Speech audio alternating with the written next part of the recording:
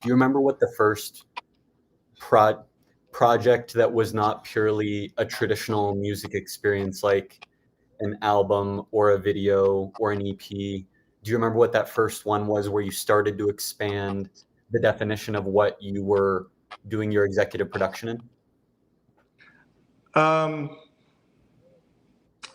I can't draw a direct line to what I first started. Like, well, I think the best example is TK's Eternal Garden, where he's been talking about that for years.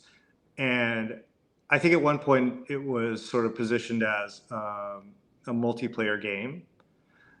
And that was intriguing to me. He wasn't. That's not the first time I'd thought of, or an artist proposed like turning a storyline into not just music, but a massively multiplayer game.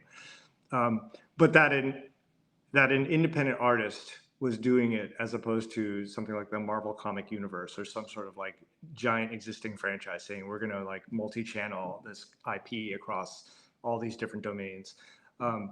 That really struck me as, okay, that's really forward looking and audacious. And I don't know if he can do it, but clearly the tools have evolved to the level where, oh yeah, he can totally do it.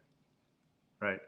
And that's, I think, what drove me to become an executive producer on Eternal Garden. I think it was a year and a half ago now.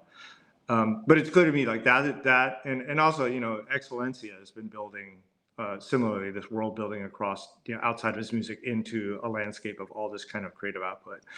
I think it's becoming the lingua franca of artists who are independent and have the technical capability and vision to build across whatever material they have in front of them.